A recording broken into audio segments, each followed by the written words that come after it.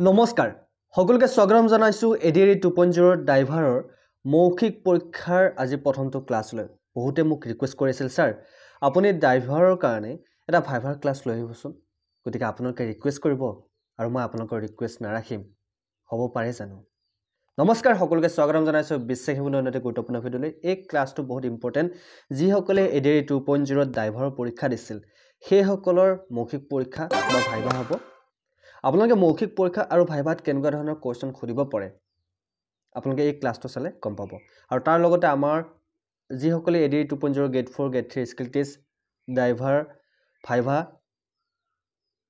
আমাৰ কোৰ্সটো ল'ব বিচাৰে মাত্ৰ 149 ৰুপিছত আমাৰ গোটেই কোৰ্সটো ল'ব পাৰিব যদি কোৰ্সটো ল'ব বিচাৰে 8638686390 এই নম্বৰটোত আপোনালোকে পেমেন্ট কৰি WhatsAppত স্ক্ৰিনশ্বট দি দিব কেনেকুৱা কোৱেশ্চন আহে আপোনালোকে সকলোবোৰ লাভ কৰিব ঠিক আছে সো দেৰি নকৰি আপোনালোকক আৰম্ভ কৰিছো প্ৰথমটো কোৱেশ্চনৰ ফাৰ্স্ট মই এটা কথা কৈ দিও যদি আপোনালোকে ইন্টাৰভিউ দিবলৈ যায় তেনেহলে এটা কথা মন কৰিব আপোনালোকে ফৰ্মেল ড্ৰেছটো পিন্ধি যাবলৈ নাপাহৰিব ঠিক আছে ফৰ্মেল ড্ৰেছ মেন্ডেটৰি যিকোনো ধৰণৰ ইন্টাৰভিউত কাৰণ আপোনালোকৰ ড্ৰেছত আপোনালোকৰ নম্বৰ পায় কেতিয়াবা কিছুমান ইন্টাৰভিউৰ আপোনালোকৰ ড্ৰেছ চেঞ্জ চাই আপোনালোকৰ ড্ৰেছ সাব কেনেকুৱা আপোনালোকৰ কথা পতৰা কেনেকুৱা কোনোবা ধৰণৰ প্ৰশ্ন উত্তৰ দিলে আপুনি কনফিডেন্টত দিয়ে নে নিদিয়ে এই সকলোবোৰ চাই গতিকে মই অলৰেডি ক্লাছত কৈছোৱে সো ড্ৰাইভাৰৰ কাৰণে প্ৰথমটো কোৱেশ্চন লৈছো সো প্ৰথম কোৱেশ্চন আপোনাৰ ইন্টাৰভিউ খুদিব পাৰে প্ৰথমতে আপোনাৰ নামটো খুদিব যে আপোনাৰ নামটো কি আপোনাৰ বিষয়ে কওক তেতিয়াহলে আপোনালোকে ধুনীয়াকৈ ক'ব লাগিব আপোনাৰ নামটো ক'ব লাগিব আৰু আপুনি কি কৰে সেইখিনি ক'ব নালাগে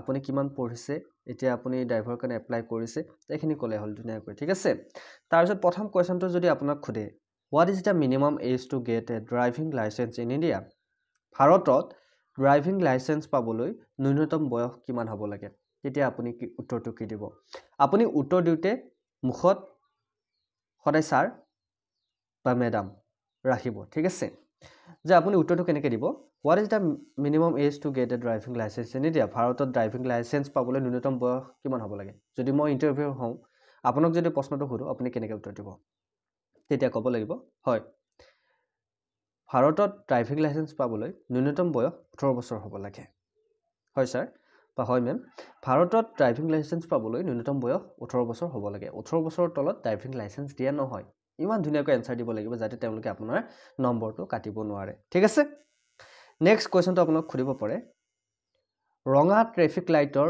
অৰ্থ কি red light what does a red traffic light আপোনালোকে গাড়ী চলাওতে ট্ৰাফিক লাইট দেখা পায় নে নাপায় গ্ৰীণ লাইট yellow light আৰু red light এই তিনটা লাইট আছে গতিকে red light টো কি বুজায় যেটা আপুনি উত্তৰটো দিব লাগিব হয় স্যাৰ ৰঙা ট্ৰাফিক লাইটৰ অৰ্থ হৈছে যে আমি ৰৈ দিব লাগিব stop কাৰণ হয়তো কোনোবা ঠাইত ক্ৰসিং হৈ আছে আমাক সিগন্যাল দিছে আমি ৰৈ দিব লাগিব নেক্সট আপোনাক খুদিব পাৰে what is the meaning of a yellow traffic light মানে হালধীয়া ট্ৰাফিক লাইটৰ অৰ্থ কি হালধীয়া ট্ৰাফিক লাইটৰ অৰ্থ হৈছে যে আমি হাজু হ'ব লাগিব গ্ৰীণ লাইট হলে আমি ইয়াৰ পৰা যাব পাৰিম ৰঙা লাইটটোৱে কি বুজায় ৰঙা লাইটটোৱে আপোনাক ৰৈ দিবলৈ বুজায় yellow লাইটটোৱে আপোনাক হালধীয়া লাইটটোৱে আপোনাক কি বুজায় যে আপুনি হাজু হ'ব লাগিব আপুনি গাড়ীখন ষ্টাৰ্ট কৰক কাৰণ এতিয়া গ্ৰীণ লাইট হ'ব ঠিক আছে what is the full form of RTO বহুতে নাজানে RTO কি RTO ৰ সম্পূৰ্ণ নামটো কি খুদিব পাৰে যদি খুদি দিয়ে তেতিয়া কি কৰিব সেই কাৰণে আগতীয়াকৈ প্ৰিপাৰেচন কৰি যোৱাটো ভাল আৰু আপোনালোকে আমাৰ বিশ্বাসী বন্ধু চেনেল চাই আছে গতিকে চিন্তা কৰিবলৈ কোনো প্ৰয়োজন নাই চেনেলটো সাবস্ক্ৰাইব কৰি দিয়ক আগন্তুক আমাৰ সকলোবোৰ ক্লাছ লাগিলে আপোনালোকে সকলোবোৰ ক্লাছ লাভ কৰিব আৰু আপোনালোকে জনাব যে নেক্সট পাৰ্টটো লাগে না নালাগে এটো যেহেতু ড্ৰাইভাৰৰ প্ৰথমটো ক্লাছ সো নেক্সট ক্লাছটো লাগিলে কমেন্টত নেক্সট ক্লাছ বুলি লিখি দিব তেতিয়াহলে আমি নেক্সট পাৰ্টটো আনিবলৈ চেষ্টা কৰিম যে আপোনালোকে কিমান আদৰি লৈছে যিমান মৰম দিয়ে সিমানে আমাৰ ক্লাছটো অতি সোনকালে আহিব গতিকে RTO ৰ সম্পূৰ্ণ নামটো হৈছে ৰিজিয়নেল ট্ৰান্সপোৰ্ট অফিচ আঞ্চলিক পৰিবহণ কাৰ্যালয় ঠিক আছে মই কি ক'লো RTO ৰ সম্পূৰ্ণ নামটো হৈছে ৰিজিয়নেল ট্ৰান্সপোৰ্ট অফিচ ঠিক আছে নেক্সট কোৱেশ্চনটো আপোনাক খুদিব পাৰে what should you check before starting in the vehicle ঠিক আছে গাড়ী ষ্টাৰ্ট কৰাৰ আগতে বা গাড়ী আৰম্ভ কৰাৰ আগতে কি পৰীক্ষা কৰিব লাগে আমি আপুনি ধুনীয়াকৈ কনফিডেন্টলি আনসাৰ দিব সকলো ফালে চাই ল'ব ঠিক আছে তেতিয়া ক'ব লাগিব হয় স্যাৰ আমি গাড়ীখন যেতিয়া ষ্টাৰ্ট কৰিম বা গাড়ীখন যেতিয়া আমি আৰম্ভ কৰিম তেতিয়া আমি ব্ৰেক ফিউল লাইট এইখিনি আমি চেক কৰিব লাগিব ঠিক আছে আৰু বিশেষকৈ গৰম দিন হলে গাড়ীত উঠাৰ আগতে গাড়ীৰ তলফাল আমি চেক কৰিব লাগিব কি জানিবা কোনোবা জীৱ-জন্তু শুই আছে নেকি ঠিক আছে next question What is the maximum speed limit in city area? এটো কিন্তু বহুত ইম্পৰ্টেন্ট কোৱেশ্চন চহৰ অঞ্চলত সৰ্বাধিক গতিৰ সীমা কিমান চহৰত সৰ্বাধিক স্পীড লিমিট হৈছে 50 km/h মনত ৰাখিবা 50 km/h কোনোবা সিটিত হয়তো 30 km কৰি দিছে কোনোবা সিটিত 40 km কোতে সিটি বিশেষকৈ এটো কিলোমিটাৰ ডিফাৰেন্স হয় কোতে এনে minimum 50 km/h next question which side should you overtake from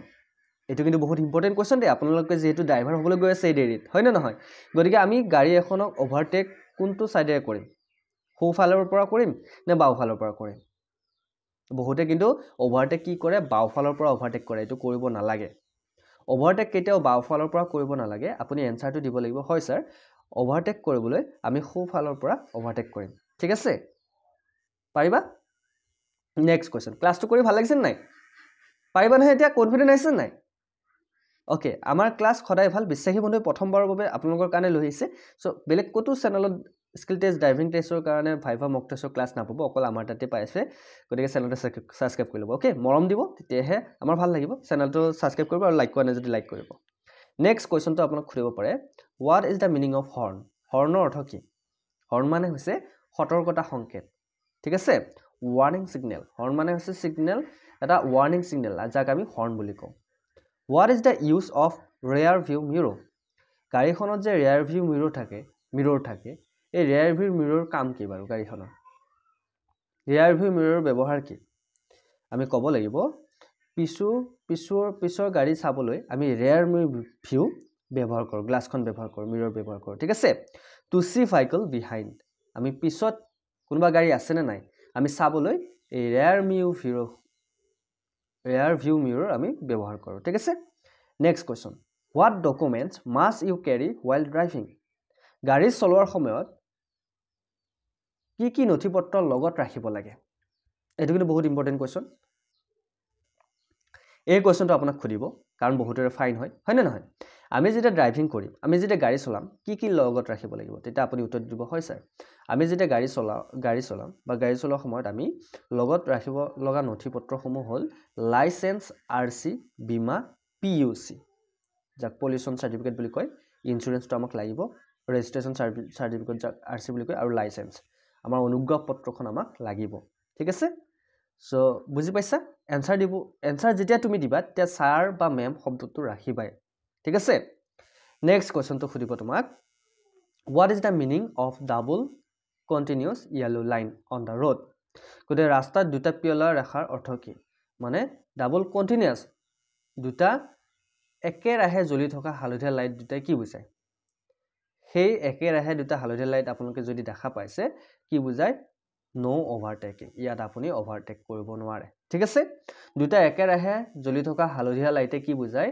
যে আপুনি ইয়াৰ পৰা ওভাৰটেক কৰিব নোৱাৰে ওকে পাৰিবা next question when should you use a dipper at night ৰাতি ডিপাৰ কেতিয়া ব্যৱহাৰ কৰিব লাগে when another vehicle comes from the front সন্মুখৰ পৰা যেতিয়া কোনোবা এখন গাড়ী আহিব তেতিয়া আমি ৰাতি ডিপাৰ লাইট ব্যৱহাৰ কৰিম আপাৰ ডিপাৰ বহুতে নাজানে কিন্তু ইউজ কৰিব লাগে কিছুমান মূৰ্খ আছে যে গাড়ী এখন যদি আগফালৰ পৰা আহি থাকে তেতিয়া হলে এই জধা মূৰ্খ কেইটা মানে গাড়ীখনৰ লাইটটো আপাৰতে ৰাখি দিব যাৰ ফলত এইফালৰ পৰা যোৱা মানুহজনৰ চকুত লাইটটো পৰি হয়তো এক্সিডেন্ট হৈ যায় কিছুমান জধা মূৰ্খই গাড়ী চলাই নহয় যাৰ কাৰণে এক্সিডেন্টৰ পৰিমাণ যদিও মানুহ এজনৰ দুখ নাথাকে সেই যে মানুহজন মৃত্যু মুখত পৰে গতে এনেকুৱা জধা মূৰ্খ নহব দে মই কৈছো গাড়ী চলাওক কিন্তু এনেকুৱা জনৰ জধা মূৰ্খ নহব আপোনালোকে আপাৰ ডিপাৰটো চাই লব মই এইটো কথা এইকাৰণে কৈছো মই নিজে এক্সপেৰিয়েন্স কৰিছো মই কথাখিনি কৈ দিও এদিন মই গুৱাহাটীৰ ফালৰ পৰা আহি আছিল কোনোবা এটা জধা মূৰ্খ হা আগত এডাল গছ আছিল আৰু আপোনাৰ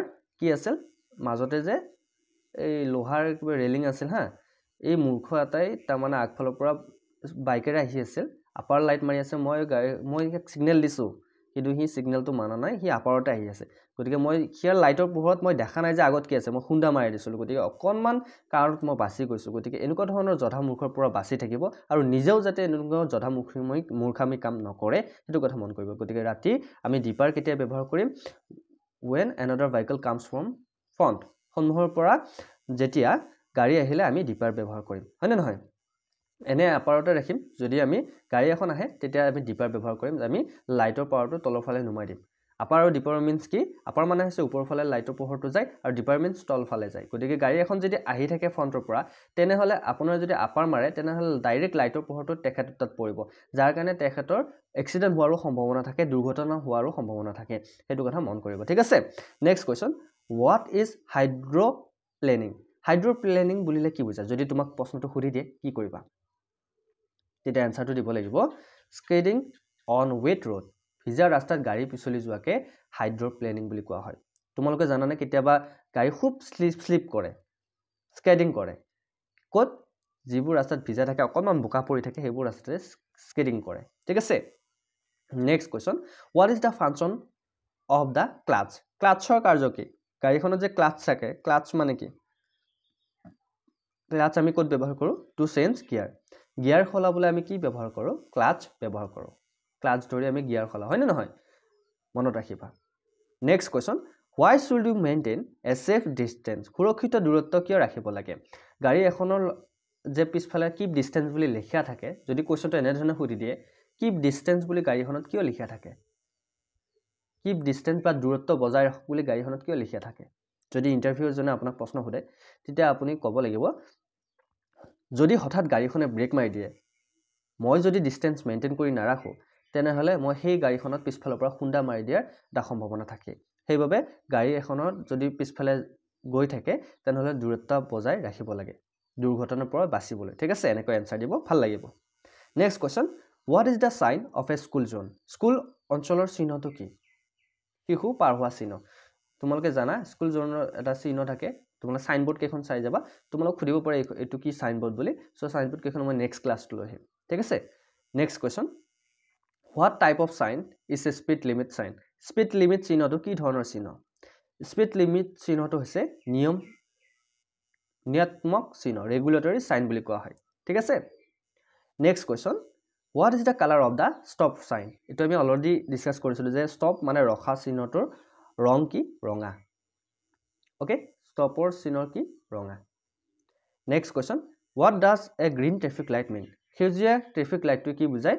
যাওক, গ', ঠিক আছে? আমাক সেউজীয়া ট্ৰেফিক লাইটটোৱে বুজায় যে আমি ইয়াৰ পৰা যাব লাগিব এতিয়া, ঠিক আছে? Next question, how often should you check vehicle oil? গাড়ীৰ তেল কিমানবাৰ পৰীক্ষা কৰিব লাগে? গাড়ীৰ তেল আমি নিয়মীয়াকৈ ৰেগুলাৰলি আমি পৰীক্ষা কৰিব লাগে, ঠিক আছে? নেক্সট কুৱেশ্যন আপোনাক সুধিব পাৰে, what is the purpose of N insurance policy? বীমা নীতিৰ উদ্দেশ্য কি?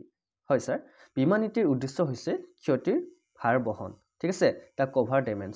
যদি আপোনাৰ কিবা এক্সিডেণ্ট হৈ যায় তেতিয়াহ'লে আপোনাৰ যদি ইঞ্চুৰেঞ্চ থাকে, থাৰ্ড পাৰ্টিৰ ইঞ্চুৰেঞ্চ হ'লেও ফাৰ্ষ্ট পাৰ্টিৰ ইঞ্চুৰেঞ্চ হ'লেও আপোনাৰ পৰা সেই কোম্পানীটোৱে সেইখিনি ক্ষতি বহন কৰিব। বীমা পলিচিৰ এইটোৱে লাভ আছে। Next question, what is the tyre pressure for a normal car? এইটো কিন্তু বহুত ইম্পৰ্টেণ্ট।